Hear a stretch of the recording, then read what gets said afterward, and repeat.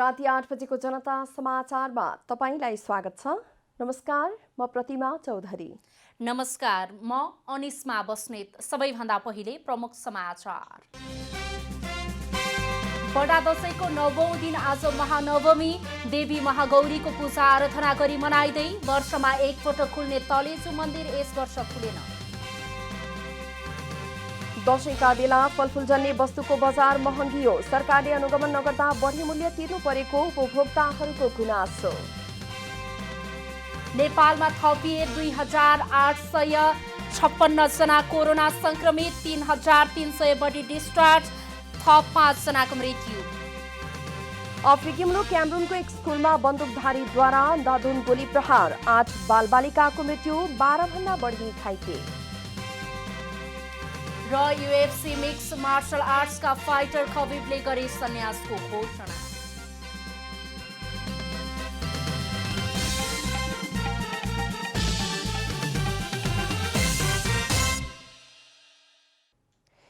अब पुरा समाचार।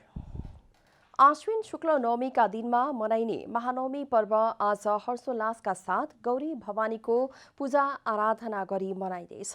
त्यस्तै महानवमीका दिनमा गरिने दुर्गा पूजा लगायत कार्यगरी घटस्थापनाका दिनमा राखिएको जमरा विभिन्न शक्तिपीठहरूमा चढाइन्छ। दशैं घर र कोत लगायत राज्यका विभिन्न देवी मन्दिर र शक्तिपीठमा बोका, हाँस, कुखुरा र राँगाको बलिसहित दुर्गा भवानीको विशेष पूजा आराधना, दुर्गा सप्तशती, श्रीमद्देवी भागवत एवं देवी स्तोत्र पाठ गरिन्छ। पशु बलि नदिनेहरूले भने आज आफ्नो कुल परम्परा अनुसार कुबिन्डो, घिरौँला, मुला, काँक्रो र जटा नरिवल समेत बलिदी पायस पनि चढाउने गर्दछन्। अधिकांश स्थानमा महाअष्टमीको दिनमा बलि दिने र महानवमीका दिनमा मार हान्ने चलन छ। मार्कण्डेय पुराणमा उल्लेख भए अनुसार महानवमी तिथिकै दिन चामुण्डा देवीले रक्तबीज राक्षसहरूलाई मारेकाले महानवमी पर्वलाई विशेष महत्त्वका साथ लिइन्छ। महानवमीका अवसरमा कोतहरूमा हर्ष बढाइका साथ कोत पूजा र निशान पूजा पनि गरिन्छ। यस अवसरमा हनुमान ढोका दरबारका साथै नेपाली सेनाका ब्यारेक र गुल्महरूमा बाजागाजा सहित जङ्गी निशान पूजा र कोत पूजा गर्ने प्रचलन छ। पूर्वी पहाडी जिल्ला पाँचथर, तेह्रथुम र धनकुटाका लिम्बू समुदायले निशान पूजा गर्ने गर्दछन्। प्रत्येक वर्ष महानवमीका दिन बिहान हनुमान ढोकामा राज्यका तर्फबाट 54 बोका र 54 रागाको बलि दिइने गरिएकोमा यो वर्ष कोरोना भाइरस संक्रमणका कारण नदिइने निर्णय सरकार भएका निकायको बैठकले गरेको छ। घटस्थापनादेखिको नित्य पूजा र बलिको कार्यक्रम भने भइरहेको दरबार हेरचाह अड्डाका कार्यालय प्रमुख सन्दीप खनालले जानकारी दिनुभयो। क्यामेरामा साजन थापाका साथ अभिषेक सापकोटा, काठमाडौँ। हरेक वर्ष बडा दशैंको नवमीका दिन सर्वसाधारणका लागि खुल्ला गरिने तलेजु भवानीको मन्दिर यस वर्ष सर्वसाधारणका लागि खुल्ला गरिएन। काठमाडौँको हनुमान ढोका दरबारमा रहेको तलेजु भवानीको मन्दिर कोरोना संक्रमण जोखिमकै कारण सर्वसाधारणका लागि खुल्ला नगरिएको हो। यो मन्दिर प्रत्येक वर्ष आश्विन शुक्ल नवमी अर्थात् महानवमीका दिन मात्र खुल्ने परम्परा छ। बडा दशैंको नवमीको दिन मात्रै खुल्ने भएकाले आजको दिन दर्शनार्थीहरूको भिड लाग्ने गर्दछ। यसअघिका वर्षहरूमा नवमीका दिन दर्शनार्थीहरूले रातिदेखि नै लाइन बसी दर्शन गर्दै आएका थिए।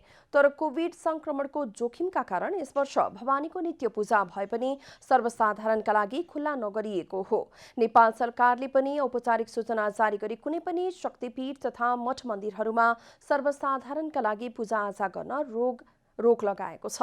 तलेजु मन्दिरमा पूजाआजा गर्न सर्वसाधारणलाई रोक लगाइए पनि भक्तालुहरूले भने बन्द मन्दिरको मूल ढोकामा पूजा गरिरहेका थिए। नेपालभरि भएका देवी शक्ति मन्दिरहरूमध्ये तान्त्रिक विधि अनुसार पूजा हुने केही मन्दिरमा तलेजु भवानी पर्दछ। प्रहरी प्रधान कार्यालयमा नक्सालमा मौलो पूजा गरिएको छ। प्रहरी अतिरिक्त महानिरीक्षक हरिबहादुर पालले आइतबार प्रहरी प्रधान कार्यालय सशस्त्र प्रहरीगण नम्बर 1 नक्साल स्थित मौलोमा पूजा अर्चना तथा संकल्प पूजा गर्नुभएको हो। पूजा अर्चनाका क्रममा प्रहरी अतिरिक्त महानिरीक्षक पालले निशानमा पञ्जा छाप लगाउनु भएको थियो। पूजा विसर्जनपछि मूल कोट हनुमान ढोकाका लागि निशान प्रस्थान गराइएको थियो। उक्त अवसरमा उपस्थितहरूलाई पुजारीबाट टीका तथा प्रसाद वितरण गरिएको थियो। पूजामा प्रहरी अतिरिक्त महानिरीक्षकहरू, प्रहरी नायब महानिरीक्षकहरू, वरिष्ठ प्रहरी अधिकृतहरू लगायतको उपस्थिति रहेको थियो।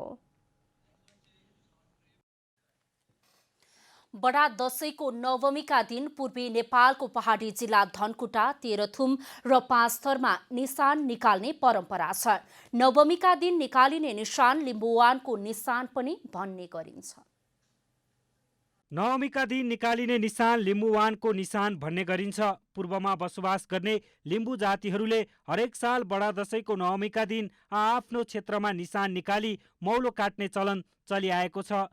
पूर्वको धनकुटा जिल्ला अन्तर्गत तत्कालीन ताङखुवा गाविस हाल छथर जोरपाटी गाउँपालिकामा खुजुम पारघरी र चेङवाङ लिम्बूहरूसँग हात हतियार सहितको 2वटा निशान, तेह्रथुम तत्कालीन फाक्चामारा गाविस हाल छथर गाउँपालिकाको वासिकामा खुजुम लिम्बूहरूसँग 2वटा निशान, तेह्रथुम जिल्लाको सुदाप ओख्रेमा सेवा लिम्बूहरूसँग 2वटा पुराना हात हतियार तोप सहितको निशान छ भने पाँचथरका योङहाङ लिम्बूहरूसँग पनि 2वटा निशान छन्। निशानहरू दशैंको नवमीको दिन बाहिर निकाली पूजाआजा गरी प्रदर्शन गर्ने गरिन्छ। धनकुटाको ताङखुवामा रहेको निशानलाई नवमीको दिन कोतघरबाट निकाली मौलो डाँडासम्म पुर्याएर मौलो काटी पुनः कोतघरमा पुर्याएर निशान लुकाउने गरिन्छ। छथर जोरपाटीको तङखुवामा लिम्बू युवाहरूमा निशान बोक्दा एक प्रकारको युद्ध जिते जस्तै हुने गर्दछ। गाउँभरिका लिम्बू कन्या युवाहरूले जिम्बावाल सुब्बाकोमा निशान बोक्ने बैना बुझाउनु पर्दछ। यसरी बैना बुझाउने युवाले मात्रै निशान बोक्न पाउने परम्परा छ। दशैंलाई धेरैले राम्रो लगाउने, मिठो खाने, पारिवारिक भेटघाट र रमाइलो गर्ने पर्वको रूपमा लिने गर्दछन्। तर यो पर्वको धार्मिक महत्त्व पनि उत्तिकै रहेको छ। दशैंलाई नवरात्रि भनेर पनि चिन्ने गरिन्छ। असत्यमाथि सत्यको जितको प्रतीकको रूपमा मनाइने पर्व बडा दशैं हिन्दू धर्मावलम्बीहरूले पारिवारिक भेटघाट, मिठा मिठा खानपान गरेर हर्षोल्लासको साथमा मनाउने गर्दछन्। यो सँगै यस पर्वको धार्मिक महत्त्व पनि उत्तिकै रहेको छ। दशैंलाई नवरात्रि भनेर पनि चिन्ने गरिन्छ। नवरात्रिभरि देवी भगवतीको उपासना गर्दा शक्ति र सिद्धि प्राप्त हुने विश्वास रहेको छ। नवरात्र शब्दले नव अहोरात्र अर्थात् विशेष रात्रिहरूको बोध हुन्छ। यसैले यी रात्रिहरूमा सिद्धि र साधना गर्ने भन्ने धार्मिक प्रचलन पनि रहेको छ।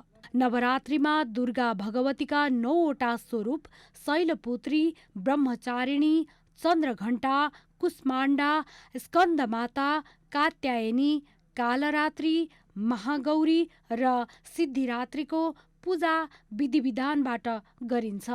चन्दन, अक्षता, धूप, दीप, फूल, माला, जे जति नैवेद्य प्रसाद जे जति सम्भव छ, जे जति आफूले उपलब्ध गराउनु छ त्यो गर्ने र उहाँलाई प्रसन्न हुनुहोस् भनेर हामीले आफ्ना कुनै कामना छन् भने कामना पनि भगवतीसँग प्रकट गर्ने। देवी कात्यायनीले नै महिषासुरको वध गरेको हुनाले उनलाई महिषासुरमर्दिनी पनि भनिन्छ। दुर्गा सप्तशतीका अनुसार दुर्गा भगवतीको अन्य रूप पनि छन्।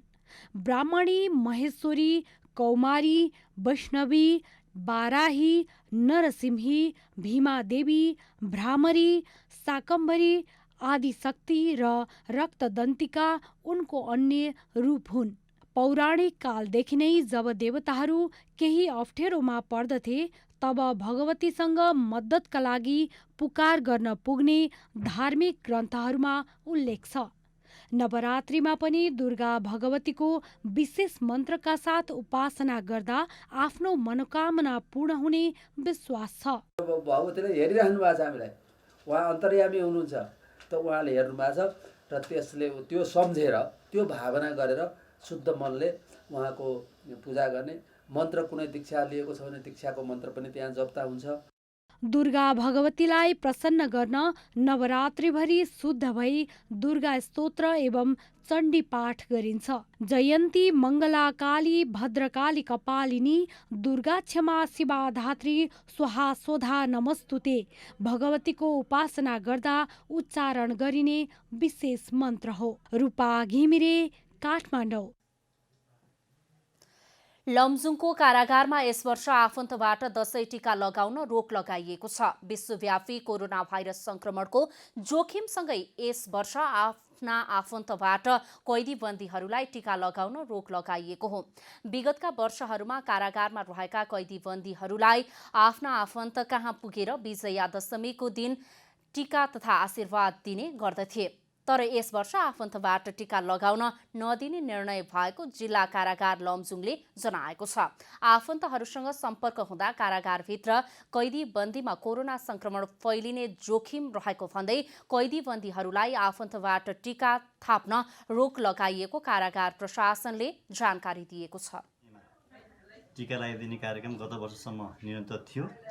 यस वर्ष गत वर्षदेखि नै फैलिएको कोभिड-19 महामारीको कारणले हामीले यो वर्ष टीका लगाउने कार्यक्रमलाई रोकेका छौँ। उहाँहरूको फोनबाट उहाँले सन्देश व्यक्त गर्न सक्नुहुन्छ। हामी चाहिँ उहाँलाई फोन उपलब्ध गराएका छौँ। 35 जनाको क्षमता रहेको कारागारमा हाल 75 पुरुष र 6 महिला सहित 81 जना कैदी बन्दी रहेका छन्। आफन्तबाट टीका लगाउन नपाएका कैदी बन्दीहरूले कारागारभित्रै एक आपसमा शुभकामना तथा आशीर्वाद आदान प्रदान गरी दशैं मनाउने भएका छन्। कैदी बन्दीहरूलाई दशैं मनाउनका लागि जिल्लाका सामाजिक सङ्घ संस्थाहरूले खसी तथा खाद्यान्नका लागि सहयोग गरेका छन्। दशैंका बेला फलफूल जन्य वस्तुहरूको बजार महँगो भएको छ। अन्य समयमा 100 रुपैयाँ प्रति किलो पाउने स्याउको मूल्य अहिले 200 रुपैयाँसम्म पर्ने गरेको छ। अझ पसले पछि फलफूलको भाव फरक पर्दा उपभोक्ताहरू मारमा परेका छन्। चाड पर्वको बेला फलफूल, मिठाई, माछा मासु लगायतको खपत बढी हुन्छ। त्यसैले यो समयमा त्यस्ता वस्तुहरूको मूल्य बजारे पछि फरक पर्ने गरेको देखिन्छ। फलफूल चाड पर्वको बेलामा सामान्यतया धेरै बिक्री हुने वस्तु हो। चाड पर्वका बेला भने फलफूलको मूल्यमा एकरूपता पाउन सकिँदैन। एउटै जातको 1 किलो स्याउको मूल्य 160 रुपैयाँदेखि 200 रुपैयाँसम्म पर्ने गरेको पाइएको छ। बजारमा भेटिएका उपभोक्ताहरूले पनि मूल्यमा फरक पर्दा मार परेको गुनासो गरेका छन्। चाड पर्वको समयमा पनि सरकारले बजार अनुगमन नगरिदिँदा महँगो मूल्य तिरेर फलफूल उपभोग गर्न बाध्य भएको उपभोक्ताको भनाइ छ। यस्तो चाडबाडको विषयमा त आउनुपर्ने, अनुगमन गर्ने, जाँचपाल गर्नुपर्ने, कस्टमरलाई कति समस्या छन् बुझ्नुपर्ने होइन कि कुनै पनि कुराको छैन होइन। त्यो बारेमा हामी अत्यन्तै दुःख छौँ। व्यापारीहरूले भने थोक व्यापारीहरूका कारण खुद्रा बजारमा पसले पछि मूल्य फरक पर्ने गरेको बताएका छन्। आफूहरूले मूल्य बढाएको भन्दा पनि थोक व्यापारीले नै मूल्यमा एकरूपता कायम नगरिदिँदा बजारमा पसले पछि फरक मूल्य देखिएको व्यापारीहरूको भनाइ छ। यस्तै गत वर्षको तुलनामा यस वर्ष फलफूलको मूल्य झण्डै दोब्बर रहेको व्यापारीहरूको भनाइ छ। महँगै छ, डबलै सोचौँ न त्यस्तै छ। यसो पहिला 100 रुपियाँ किलो बेच्थ्यो भने दसैँमा भन्यो, अहिले यसपालि 180 देखि लिएर 200, 170, 160 सम्म मात्र बेच्न सकेको छ। यो भावमा एकरूपता नहुनुको कारण चाहिँ त्यो होलसेल नै हो है। होलसेलले, किनकि हामीले होलसेललाई नै दोष दिनुपर्छ। कालीमाटी फलफूल तथा तरकारी बजार विकास समितिले आइतबारका लागि प्रति केजी स्याउको मूल्य औसतमा 245 रुपैयाँदेखि 310 रुपैयाँ तोकेको छ। त्यस्तै केरा प्रति दर्जन औसतमा 85 रुपैयाँ र सुन्तला प्रति केजी 48 रुपैयाँ थोक मूल्य तोकेको छ। भारतीय सुन्तला भने प्रति केजी 105 रुपैयाँ रहेको छ। त्यस्तै अनार 310 रुपैयाँ प्रति केजीमा कारोबार भइरहेको छ।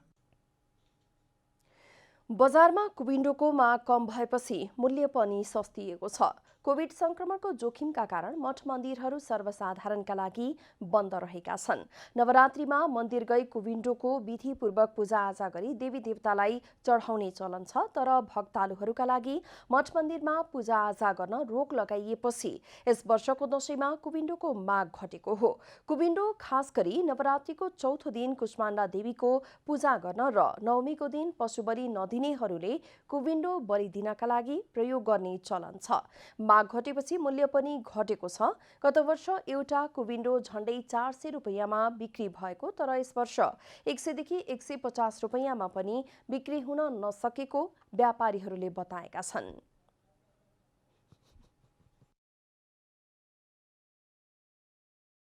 यसको मूल्य यसमा धेरै सस्तो छ। पहिला 300 रुपियाँ पर्थ्यो, अहिले 100 रुपियाँ छ कि, अनि त्यही भएर सस्तै छ।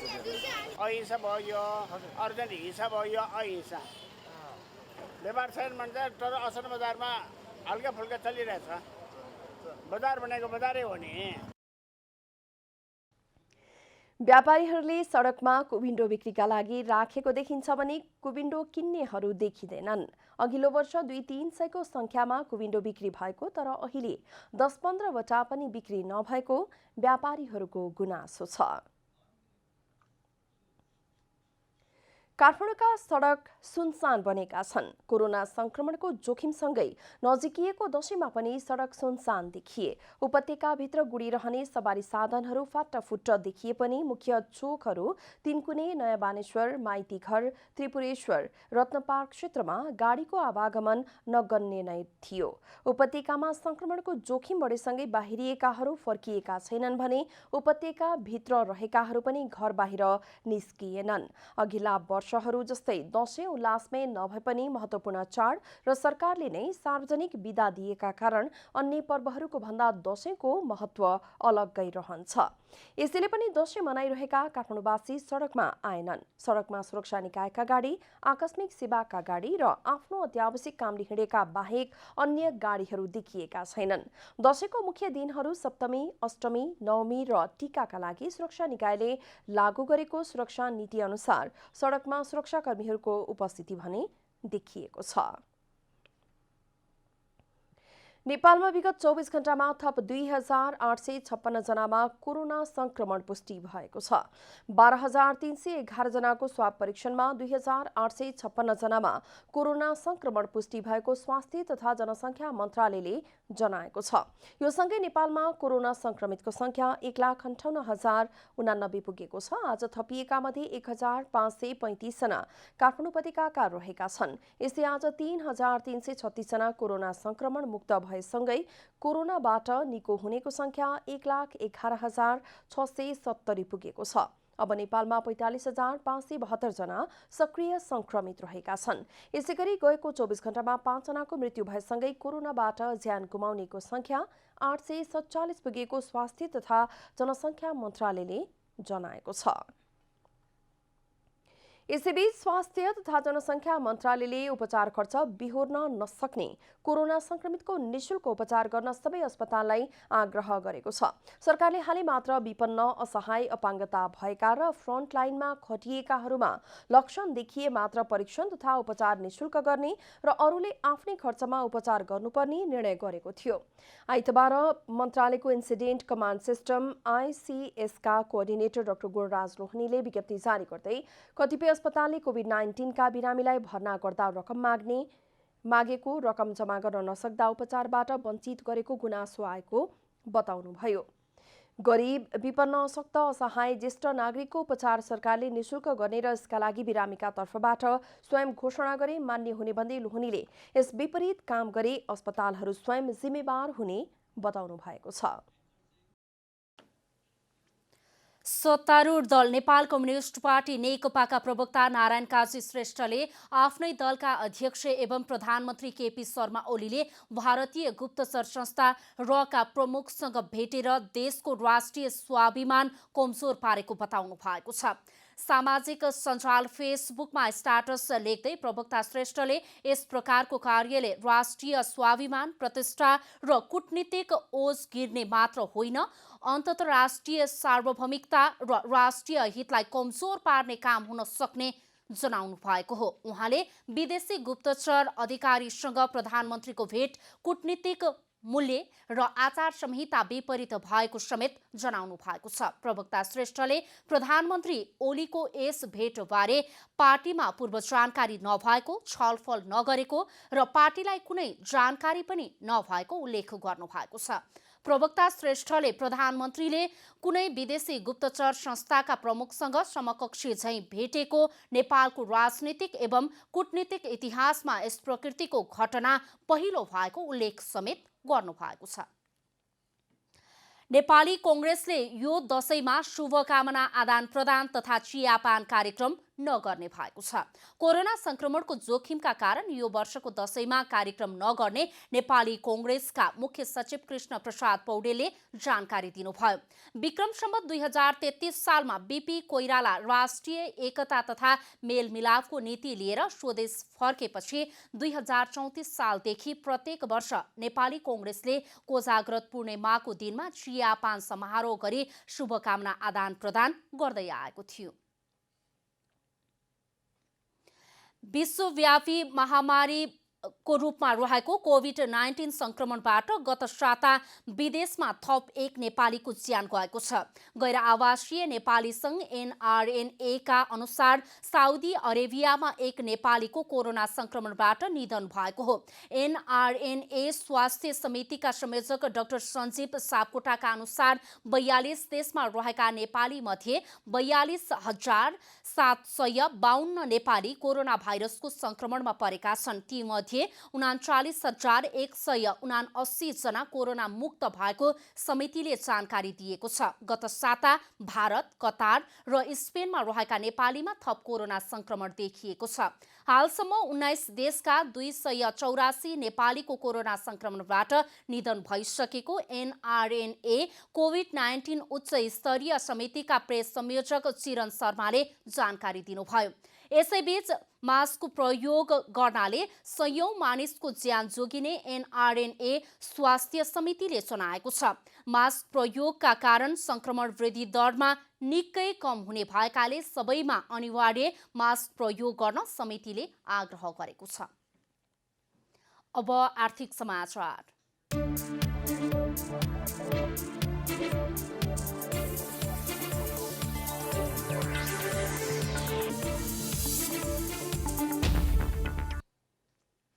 नेपाली उत्पादनले बजारको 1/4 प्याजको माग धान्न सक्ने अवस्था भए पनि भारतबाट निर्यात रोकिएको सूचना बाहिरिन साथ हल्लाको भरमा नेपालमा अस्वाभाविक मूल्य बढाइने गरेको छ। 4 लाख मेट्रिक टन बढी प्याज खपत गर्ने नेपाली बजारले अब भने यसको बेमौसमी उत्पादनसँगै उत्पादकत्व बढाउनेतर्फ ध्यान दिनुपर्ने आवश्यकता देखिएको छ। तथ्याङ्कगत हिसाबले हेर्दा नेपाली उत्पादनले प्याजको वार्षिक माग धान्न केही कठिन छ। गत आर्थिक वर्षमा करिब 3 लाख मेट्रिक टनको उत्पादन र 1,06,000 मेट्रिक टन आयात भएको देखिन्छ। उत्पादनपछि उपभोक्तासम्म पुग्दा 10 देखि 12% अर्थात् 50,000 मेट्रिक टनसम्म नोक्सान भएको देखिन्छ। मानिसहरू विभिन्न परिकारसँगै सलादसम्म प्याज बिनाको भान्सा परिकल्पना नगर्ने बानी परिसकेको छ। खपत बढ्दै जाने तर उत्पादन कम हुने स्थिति र अर्बौं रुपैयाँको प्याज भारतबाट आयात हुने भएकाले भारतले निर्यात रोक्दा नेपाली बजारमा प्याजको भाउ आकाशिने बहाना नै बन्छ। इन्डियाबाट थोरै आयो अनि यहाँको टोटल खपत पनि अलिकति कम भएको छ। त्यसैले गर्दा करिब यो सहज अवस्था हुने भने हाम्रो यहाँ 4.5 लाख जति वास्तविक खपत चाहिँ हुन्छ। गत वर्ष भारतले निर्यात रोक लगाउँदा नेपालमा खपत घटेको थियो। सन्तुलित ढङ्गले प्याजको खपत गर्ने हो भने नेपाली उत्पादनले बजार मागको अधिकांश हिस्सा पुरा हुन सक्ने विज्ञहरू बताउँछन्। गत वर्ष पनि इन्डियाले यो प्याजलाई चाहिँ जुन निर्यात गर्ने चाहिँ रोक लगाएको थियो, त्यो सन्दर्भले गर्दा पनि अलिकति त्यसको चाहिँ कन्जप्सन घटेको। नेपालमा अहिलेसम्म मङ्सिर पुसमा प्याज रोपेर उत्पादन गरिँदै आएको छ। अब नेपालको मागलाई पूर्ति गर्न साउनमा रोपेर पनि बेमौसमी प्याज उत्पादन गर्नुपर्ने विज्ञहरूको सुझाव छ। मङ्सिर पुसतिर रोपेर वैशाखमा हार्भेस्ट हुने हो मेन सिजनको, त्यो नेपालमा पनि त्यही हो, इन्डियामा पनि त्यही हो। र अर्को यो साउनतिर रोपेर कार्तिक मङ्सिरमा हार्भेस्ट हुने हो। यो कार्तिक मङ्सिरतिर जुन हामीले प्याज हार्भेस्ट गर्छौँ त्यो चाहिँ बेमौसमी प्याज पनि भनिन्छ। र यो बेमौसमी प्याजको सन्दर्भमा त हाम्रो खासै उत्पादन चाहिँ छैन। यो अहिले तराई र मध्य पहाडी क्षेत्रमा गरी कुल 20,908 हेक्टर क्षेत्रफलमा प्याज खेती हुँदै आएको छ भने बिउको व्यवस्थापन मुख्य चुनौतीको रूपमा देखा परेको छ। नेपालमा प्याजको उत्पादन वृद्धि गर्न जमिनको क्षेत्रफल र प्रविधिको प्रयोग बढाउँदै उत्पादकत्व क्षमता बढाउनुपर्ने आवश्यकता देखिन्छ। हरिशरण न्यौपाने, काठमाडौँ। जलविद्युत विकास र आम्दानीलाई आर्थिक विकासको एक आधारको रूपमा लिए पनि अधिकांश जलविद्युतको सूचक साधारण शेयर भन्दा तल छन्। नेप्सेमा सूचीकृत अधिकांश जलविद्युतको शेयर मूल्य न्यून भएपछि इमानदार लगानीकर्ता र सर्वसाधारणमा चिन्ता बढेको छ। नेपाल स्टक एक्सचेन्ज नेप्सेमा सूचीकृत 31 मध्ये औसतमा 18 देखि 19 विद्युत कम्पनीको शेयर मूल्य 100 रुपैयाँभन्दा तल छ। जलविद्युतको शेयर प्रति आकर्षण पनि देखिन्न। लगानीकर्तालाई सोचे अनुसार लाभांश दिन नसक्नु यसको प्रमुख कारण हो। लगानी योग्य क्षेत्र भनिए पनि नेप्सेमा सूचीकृत कम्पनीको शेयरको मूल्य कमजोर रहनुले यस क्षेत्रको लगानी सुरक्षित छैन भन्ने देखाउँछ। आयोजनाको अनुमानित लागत भन्दा वास्तविक लागत बढी हुनु, ब्याङ्कको ब्याज दर अस्थिर हुनु, आयोजना निर्माणमा ढिलाइ हुँदा आयोजनाको लागत बढ्नु, आयोजनाका लागि आवश्यक पर्ने जग्गा प्राप्तिमा झन्झट र जग्गाको मूल्य बढी हुनु लगायतका कारण नाफा कम हुन जाँदा जलविद्युतको साधारण शेयरको मूल्यभन्दा कम हुन पुगेको हो। यस्तै स्थानीय स्तरमा विद्यालय, बाटो, स्वास्थ्य चौकी लगायत निर्माण गर्नुपर्ने भन्दै सामाजिक समस्या देखिनु, खर्च बढ्नु, समयमै प्रसारण लाइन नबन्दा उत्पादित विद्युत बिक्री हुन नसक्नु, कम क्षमताका प्रसारण लाइन जोडिनु, विद्युत प्राधिकरणले आफ्ना समस्या देखाउँदै पूर्ण क्षमतामा उत्पादन गर्न नदिनु लगायतका कारण खर्च बढी र नाफा घट्दा जलविद्युतको शेयर मूल्यमा आकर्षण हुन नसकेको हो। आधा पनि उत्पादित विद्युत चाहिँ प्रसारण लाइनमा प्रवाह नभइसकेपछि त्यसको हामीले प्राप्त गर्ने रेभेन्यू आधीभन्दा कम भएपछि स्वभावैले त्यसबाट डिभिडेन्डमा पर्न सक्ने असर, अर्निङ पर सेयरमा पर्न सक्ने असरको कारण विद्युत प्रसारण लाइनको क्षमताकै कारणले विद्युत प्राधिकरणले समयमा दिने डिस्प्याच इन्स्ट्रक्सनको कारणले गर्दाखेरि आयोजनाहरूले फुल क्यापेसिटीमा उत्पादन गर्न नसकेपछि आयोजनाहरूको आम्दानी कम भइसकेपछि त्यसले पनि अर्निङ पर सेयरमा समस्या गरेर त्यसले पनि चाहिँ भएको हो। यस्तै साना जलविद्युत आयोजनाको हाइड्रो पेनाल्टी हटाउने सरकारी निर्णय प्राधिकरणले कार्यान्वयन नगर्नु र अर्कोतिर प्रवर्धकहरूले नै एक आयोजनाको आइपिओ निष्कासन गरेर अन्य प्रयोजनमा लगानी गर्नु जलविद्युत उत्पादकको बदमासी देखिन्छ। सबै कारण आम्दानी, प्रतिफल र शेयर मूल्यमा प्रभाव परेको हो। अर्को कम्पनीको पब्लिक आइपिओ निकालिदिने, त्यो आइपिओ लगेर चाहिँ नयाँ कम्पनीमा हालिदिने। त्यो हालिसकेपछि चाहिँ हामीले अब जो आइपिओ भर्ने मान्छेले चाहिँ कम्प्लिट भएको आयोजना हो, यसले 1 वर्ष 1.5 वर्षमा डिभिडेन्ड दिन्छ भनेर आइपिओ भरे हुन्छ, तर उसको पैसा चाहिँ नयाँ आयोजनामा गएपछि त्यो नयाँ आयोजना बन्न त 8-10 वर्ष लाग्छ। उत्पादित विद्युत खेर जानु नै सबैभन्दा समस्या रहेको विश्लेषकहरूको तर्क छ। मुख्य कुरो प्रसारण लाइन, यदि लाइनको सुनिश्चितता छ भने, विद्युत खपतको सम्भावना राम्रो छ भने असम्भव यो नराम्रो केही पनि छैन। तर मुख्य कुरो के हुनु पर्यो भने प्रसारण लाइन चाहिँ त्यो आयोजना बनिसक्दा प्रसारण लाइन पनि बन्नु पर्यो। जलविद्युतको आइपिओमा लगानी गरेका सर्वसाधारण हुन् या दोस्रो बजारमा कारोबार गर्नेहरू सबैले जलविद्युतमा लगानी गरेर ठगिएको महसुस गरिरहेका बेला यस क्षेत्रको विकृति हटाइनै पर्छ। अनावश्यक किसिमका खर्च र झन्झट हटाएर जलविद्युतको शेयरको मूल्य बढाउनु पर्ने आवश्यकता देखिन्छ। क्यामेरामा शैलेन्द्र गोविन्द अमात्यका साथ हरिशरण न्यौपाने, काठमाडौँ। अब खेलकुद समाचार।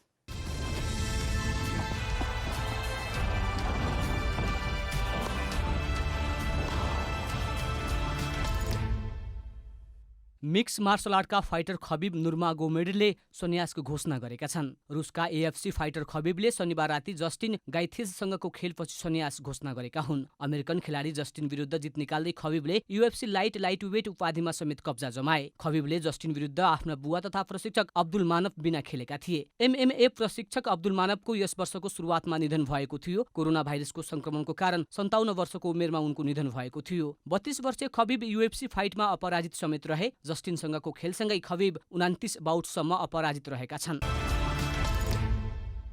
इन्डियन प्रिमियर लिग आइपिएल टी20 क्रिकेटमा आजको दोस्रो खेलमा मुम्बई इन्डियन्स र राजस्थान रोयल्स प्रतिस्पर्धा गरिरहेका छन्। शेख जायद क्रिकेट मैदानमा टस जितेर मुम्बई पहिलो ब्याटिङ गरिरहेको छ। किरण पोलार्डको कप्तानीमा रहेको मुम्बई 10 खेलमा 7मा जित हासिल गर्दै 14 अङ्कसहित तालिकाको शीर्ष स्थानमा रहेको छ। स्टेभेन स्मिथको कप्तानीमा रहेको राजस्थान 8 अङ्कसहित तालिकाको पुछारमा रहेको छ। यसैबीच आजको पहिलो खेलमा साबिक उपविजेता चेन्नई सुपर किङ्सले रोयल च्यालेन्जर्स बेङ्गलोरलाई पराजित गरेको छ। दुबईमा भएको खेलमा चेन्नईले बेङ्गलोरलाई 8 विकेटले पराजित गरेको हो। दुबई अन्तर्राष्ट्रिय क्रिकेट मैदानमा बेंगलोरले दिएको 146 रनको लक्ष्य पछ्याएको चेन्नईले 18 ओभर 4 बलमा मात्र 2 विकेट गुमाएर पूरा गर्यो। चेन्नईको जितमा ऋतुराज गायकवाडले अभिजित रहँदै 65 रनको अर्धशतकीय इनिङ खेले। कप्तान महेन्द्र सिंह धोनी 19 रनमा अभिजित रहे। यस्तै Ambati रायडूले 39 run जोड्दा Faf du प्लेसिसले 25 run बनाए। यसअघि टस जितेर पहिलो ब्याटिङ गरेको बेंगलोरले 20 ओभरमा 6 विकेट गुमाएर 145 रन बनाएको थियो। बेंगलोरका लागि कप्तान विराट कोहलीले 50 रनको अर्धशतकीय इनिङ खेले। यस्तै एबी डिभिलियर्सले 39 रन जोडे। चेन्नईका साम करनले 3 विकेट लिए। जितसँगै चेन्नईले बेंगलोरसँग अघिल्लो भेटमा बेहोरेको हारको बदला समेत लिएको छ। यसअघिको भेटमा बेंगलोरले चेन्नईलाई 37 रनले हराएको थियो।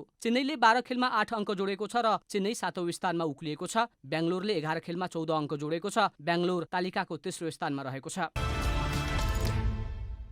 इङ्ग्लिस प्रिमियर लिग फुटबलमा आज आर्सेनलले लेस्टर सिटीसँग प्रतिस्पर्धा गर्दैछ। आर्सेनलले घरेलु मैदानमा लेस्टरसँग खेल्न लागेको हो। दुई टिम बीचको खेल नेपाली समयअनुसार राति 1 बजे सुरु हुनेछ। घरेलु मैदानमा आर्सेनल लेस्टरलाई हराएर अङ्क तालिकामा सुधार गर्ने लक्ष्यमा हुनेछ। आर्सेनल 5 खेलमा 9 अङ्क जोडेर 8औं स्थानमा रहेको छ। तर बलियो लेस्टरलाई हराउन आर्सेनललाई सहज भने हुने छैन, किनकि लेस्टर पनि आर्सेनललाई हराएर अङ्क तालिकामा सुधार गर्न चाहन्छ। लेस्टर 5 खेलमा 9 अङ्क जोडेर 7औं स्थानमा रहेको छ। आर्सेनल विरुद्ध लेस्टरका जेमी भार्डीले खेल्ने सम्भावना न्यून रहेको छ। आर्सेनलका विलियम र डानी सोबालोसले लेस्टरसँगको खेल गुमाउनेछन्। प्रिमियर लिग अन्तर्गत नै अर्को खेलमा लिग लिडर एभर्टनले साउथह्याम्पटनसँग खेल्नेछ। एभर्टनले साउथह्याम्पटनसँग उसैको मैदानमा खेल्नेछ। साउथह्याम्पटन्सलाई हराएर एभर्टन शीर्ष स्थानको अग्रता कायम राख्न चाहन्छ। एभर्टनले 5 खेलमा 13 अङ्क जोडेको छ। 13औं स्थानको साउथह्याम्पटनले 7 अङ्क जोडेको छ। त्यस्तै उल्भसले न्युक्यासलसँग खेल्नेछ।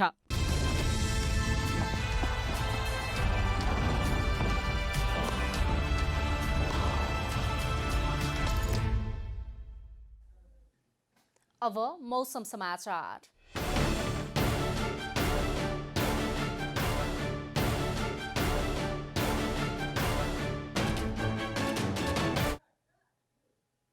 आज दिउँसो प्रदेश 1 मा मौसम आंशिकदेखि सामान्यतया बदली तथा प्रदेश 2 बागमती र गण्डकी प्रदेशमा मौसम आंशिक बदली भई अन्य स्थानमा मौसम सामान्यतया सफा रह्यो। आज राति देशका अधिकांश स्थानको मौसम सामान्यतया सफा रहने जल तथा मौसम पूर्वानुमान महाशाखाले जनाएको छ। अब देशभरका विभिन्न स्थानको मौसम सम्बन्धी थप विवरण।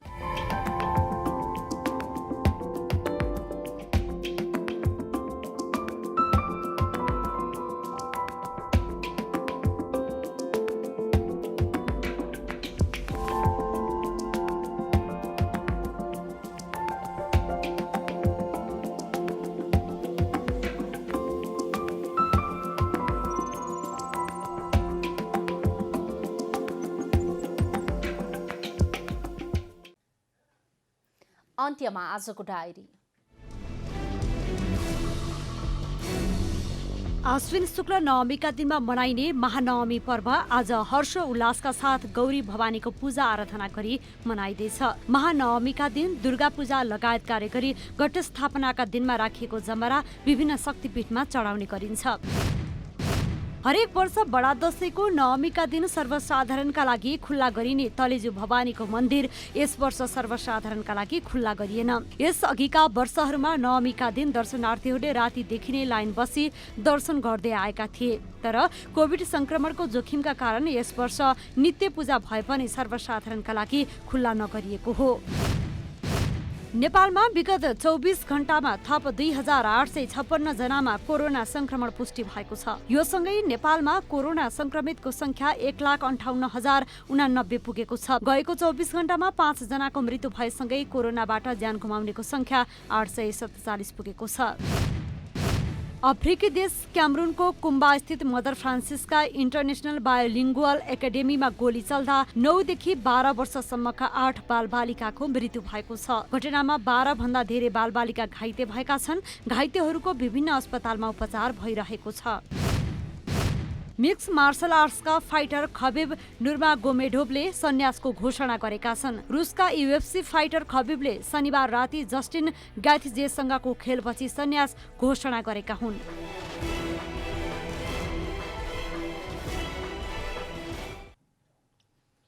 जनता समाचार अहिलेलाई यति नै। जनताद्वारा जनताका लागि प्रसारित जनता टेलिभिजनका कार्यक्रमहरू युट्युब, ट्विटर, फेसबुक र हाम्रो वेबसाइट जनतासमाचार.com मा पनि पढ्न र हेर्न सक्नुहुनेछ। सूचनामा तपाईको सहभागिता, समयमा समाचार हाम्रो प्रतिबद्धता। कोरोना भाइरसको संक्रमणबाट बस्न नियमित रूपमा साबुन पानीले मिचिमिची हात धौँ, भिडभाडबाट टाढै रहौं। नमस्कार।